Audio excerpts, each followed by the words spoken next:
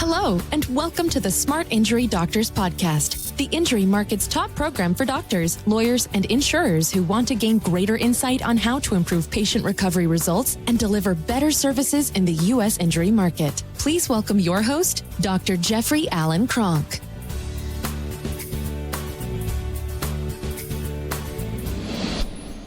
All right, doctors, what I want to talk about is the fact that personal injury documentation is easy. People make this so convoluted and so complicated, and it just drives me crazy. It's actually easy. There's nothing really to it. Your job as a doctor is three things. One, you got to accurately identify what the injuries are, and you got to know that you can treat them and what you should be doing to treat them. You got to treat them, and you got to get great results. If you don't not getting great results on a consistent basis, then you might need to look at something else that you need to improve in your practice. But you need to get consistently really good results. Consistently good results mean that the diagnosis that you're giving or the actual cause of the condition and what you're identifying is very accurate. So find the condition, reverse the condition, get the person so that they are very, very quickly as possible, 100% fully recovered if possible. Now, the other thing that you have though is you have this medical legal situation. A lot of doctors don't like this, and there's a lot of questions, and oh my God, there's so much concern about the medical legal aspect. The medical legal aspect is all in documentation. Documentation is what you do that allows the patient access to any benefits they're entitled to. So what is a benefit? What's an insurance benefit? It's a payout. It's a payout or another form of compensation or reimbursement that an insurance company owes to the policyholder when a policyholder experiences a covered loss. That's what an insurance benefit is. So again, I'm going to repeat this. Your job is to provide everyone involved, attorneys, defense attorneys, plaintiff attorneys, insurers, double insurers, triple insurers, insurers of the insurers. Your job is to provide documentation that allows the patient to navigate this or to gain access to any benefits that they're entitled to. The clearer and the simpler you communicate these needs, these things that are very intuitive once you understand them, then the simpler and the better that you are. I'm going to shut down my ringer on this one. So let's go over what those 5 things are, because they're really simple. They're very simple things. So obviously the very first thing, now there's people out there that say, okay, these are claim value drivers. Of course they're claim value drivers. And somebody says, oh my God, don't talk about claim value drivers. Why not? They're what determine the value of a claim. What's wrong with saying that? Now, my job as a doctor, and I was very, very good at this. I'm going to take really bad value drivers, really bad things that make it so on a typical basis, the patient is not going to have a good time of injury recovery. And I'm going to take those value drivers and I'm going to minimize them. But having somebody say, oh my gosh, you shouldn't know about value drivers, you shouldn't know about value drivers, to me is a little insane. It's a little crazy. So let's talk about value drivers. The first and foremost value driver is the injury itself. That's a value driver, the injury itself. Okay, so if I cut somebody in the arm and they're barely scratched and there's a little bit of blood coming out, they have an injury. But is it a bad injury? No. If I severed their cord at the C1, or C3, C4 area and they were quadriplegic, are they going to require a lot of benefits? Are they going to require a lot of assistance? Yes. So the injuries are different. But the value drivers are the same.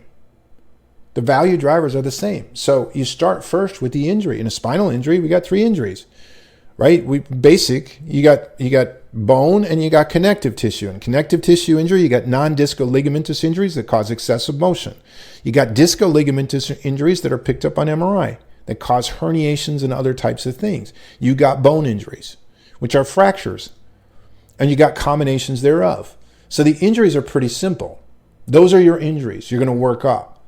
And now, is every injury the same? Well, is a disc bulge the same as a disc herniation? And is a disc herniation that's not displacing the nerve is the same as a disc herniation that is displacing the nerve? And a disc herniation that's pressuring right into the spinal cord different than one that's displacing the nerve, or different than one that's not? Of course, these are all different. So their severity of injury, they're determined. Yet take excessive motion. Is 1 millimeter of excessive motion different than 3 millimeters of excessive motion? Of course it is.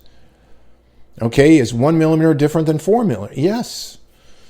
So, is the more excessive motion, does it show the more injury? Yes. These are simple. There's nothing complicated about this. Zero complication.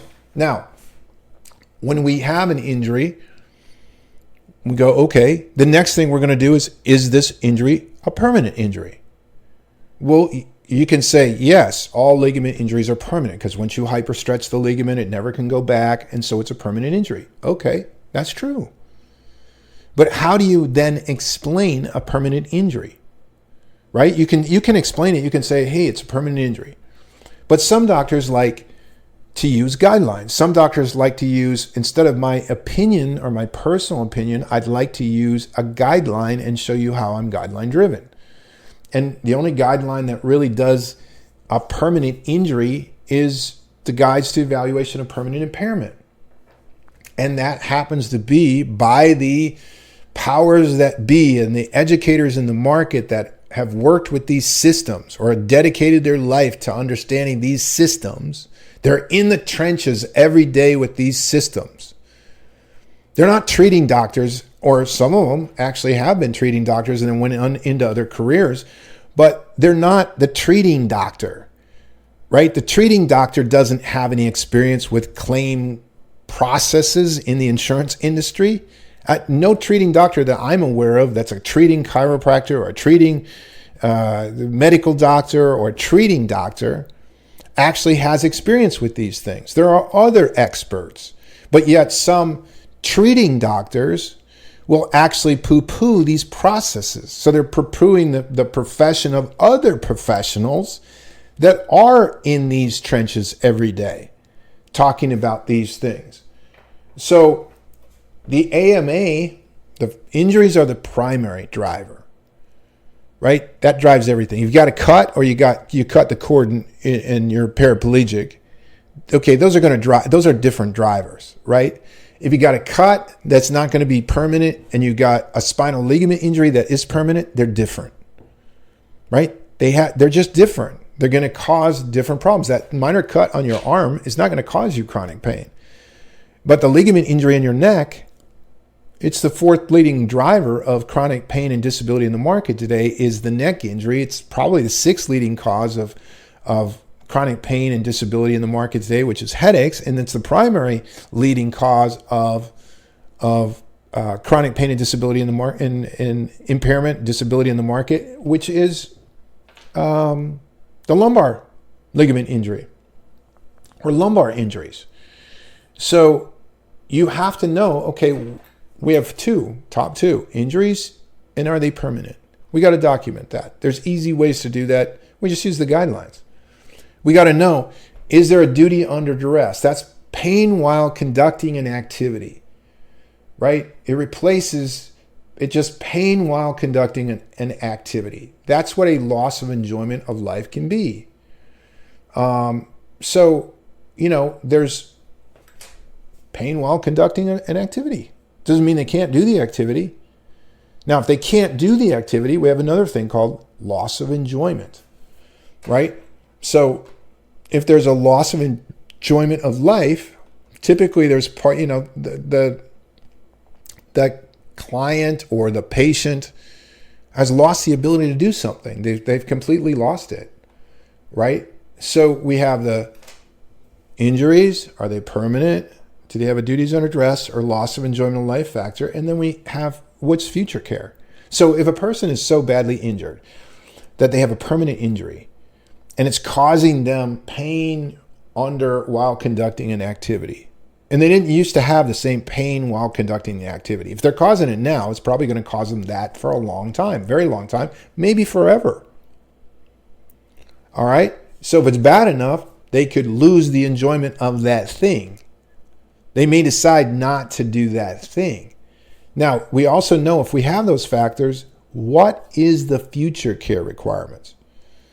Right? In chiropractic, we call it supportive care or maintenance care. Things that you use. Now, supportive care is different than maintenance care. Maintenance is a complete elective for wellness care. Hey, I'm going to do something. I'm not experiencing something, or I don't have to experience something, and I'm going to do something to make sure I don't experience something. Whereas supportive care is this. It's care that supportive care would be like insulin for a diabetic, right? If I've got this condition, I've got a pancreatic condition, and I'm a diabetic, and I need to have insulin or my blood sugar level cannot regulate itself. So I need the support of something else in order to maintain a level of functionality.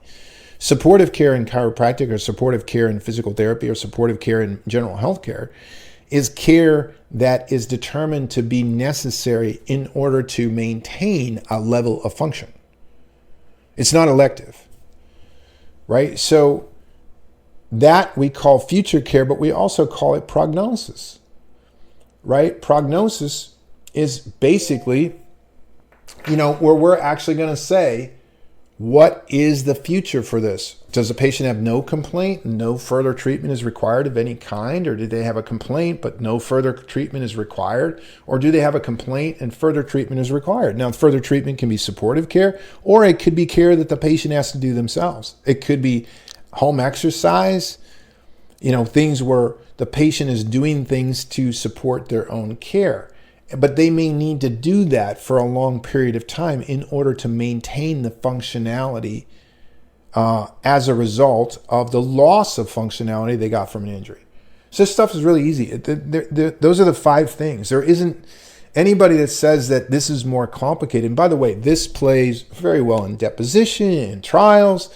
This is what you're talking about. This is what makes the personal injury market easy to navigate. Once you understand, and people that try to complicate it, they get very, very complicated. And you can always tell they're complicated when you don't understand what they said.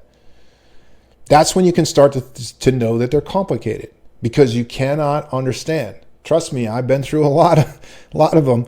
And there's a lot of experts in the market right now where I go, I don't really understand that.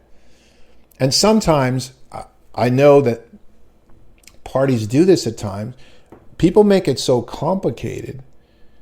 You either have a severe pioneer where it's so complicated just because they're so far out ahead, and you can have that, or they're not. And they just haven't worked through the simplicity of the issue. In other words, they haven't worked through the issues enough to enter into a simplicity. Anything that's complicated is resolved with simplicity. If you've ever had anything complicated in your life, there was always something, usually that was very simple, that resolved it. Simplicity is what resolves complexity. It's the antithesis of complexity. So when you get down to the simplicity of things, you're doing pretty darn good. So doctors, those are the 5 things. Those are the 5 things that you need to look at when you're documenting in the injury market. And if you have more questions on this, or you want more information on this, I look at past podcasts. We also have a group, Smart Injury Doctors,